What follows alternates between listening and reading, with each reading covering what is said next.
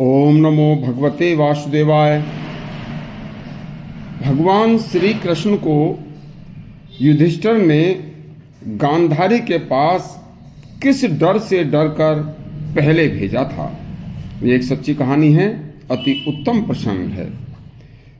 जब अपने समस्त पुत्र व पौत्रों की मृत्यु का समाचार सुनकर गांधारी हस्तिनापुर में शोक मग्न बैठी थी, तो धर्मराज युधिष्ठिर ने विनय पूर्वक भगवान श्री कृष्ण से कहा कि हे प्रभु, माता गांधारी ने सारे जीवन पतिव्रत धर्म की तपस्या की है।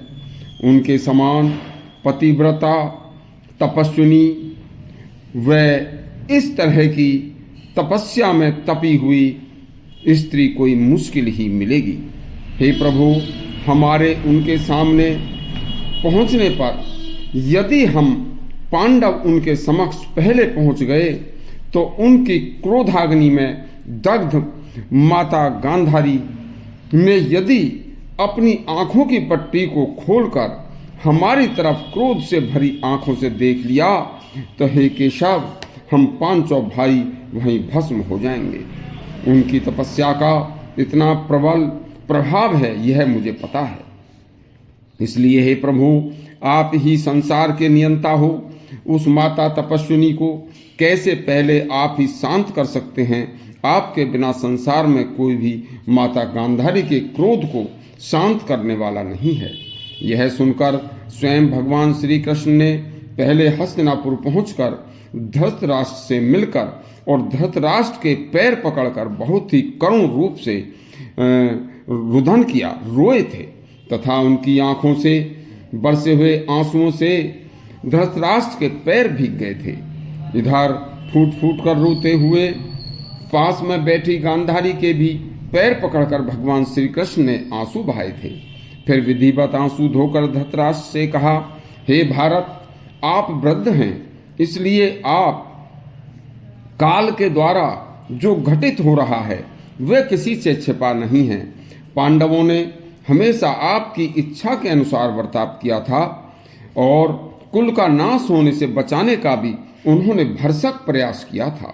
देखो, इच्छा के अनुसार बर्ताव करने के बाद भी और कुल को बचाने के प्रयास के बाद भी आप उन्हें बदले में दुष्ट शकुनी के द्वारा कपट पूर्वक जुए में हराकर उनको वनवास दिया और फिर इससे भी ज्यादा संकट अज्ञातवास का दिया, जिसमें उन्होंने अति कष्ट सहने पड़े थे।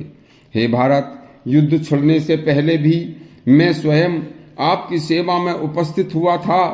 कुल का नाश को बचाने के लिए संपूर्ण राज्य दुर्योधन को देकर केवल 5 गांव मांगे थे, लेकिन लोभ में फंसकर आपने मेरी इतनी छोटी सी प्रार्थना भी ठुकरा दी थी।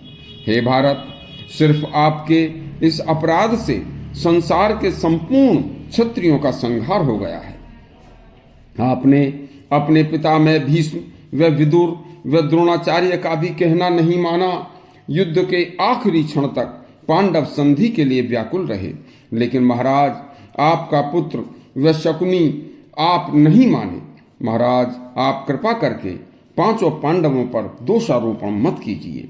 देखिए, उनका तनिक भी दोष नहीं है, न वह न्याय से गिरे न धर्म से डिगे। अब आपको पिंड पानी व वंश से पुत्र फल आदि जो फल प्राप्त होते हैं वो इन्हीं से मिलेंगे। आप पांडवों के प्रति तनिक भी मैल न रखें। आप अपनी भूल समझकर उन्हें पुत्र ही समझकर उनकी रक्षा करें। आज धर्मराज युधिष्ठिर की आपके चरणों में आज भी अगाध भक्ति है तथा अपने भाइयों के शोक में रात दिन जलते रहते हैं। आप माता गांधारी के लिए भी रात दिन चिंता करते हैं। लज्जा के मारे युधिष्ठिर व 5 पांडव आपके सामने आने की भी हिम्मत नहीं जुटा रहे हैं। हे माता गांधारी, आप जैसी तपस्विनी स्त्री दूसरे संसार में नहीं है। आपको ध्यान हो माता, आपने स्वयं कहा था कि दुर्योधन से, अरे मूर्ख, जहाँ धर्म है वहीं जीत है। देखो हे कल्याणी, आज आपके मुख से निकली हुई वही बात सत्य हुई है। तुम्हारी तपस्या में इतना बल है कि आप तपस्या के बल पर चर चर सबको भस्म कर सकती हो। आप शोक मत करो तथा पांडवों को अपने पुत्र मानकर उनसे स्नेह के साथ अपने पास बुलवाओ। श्री कृष्ण की बात सुनकर गांधारी का हृदय परिवर्तित हो जाता है और कहती हैं, हे जनार्दन, आपने मेरी बुद्धि शुद्ध कर दी है। देखो, राजा वृद्ध हैं, अंधे हैं, उनके पुत्र और पौत्र सभी मारे जा चुके हैं, अब तो पांडव ही उनका सहारा हैं। इतना कहकर गांधारी मुंह छिपा कर रोने लगती हैं। कृष्ण उनको ढांढस बंधाते हैं। इसके बाद पांडवों को अपने पास बुलाने के लिए धृतराष्ट्र और गांधारी ने शीघ्र ही उन्हें भेजने के लिए श्री कृष्ण से कहा। देखिए, इस तरह से भगवान श्री कृष्ण ने उनको बचाया था। आपको यदि है आपको हमारा चैनल अच्छा लगा हो तो हमारे चैनल को सब्सक्राइब करें।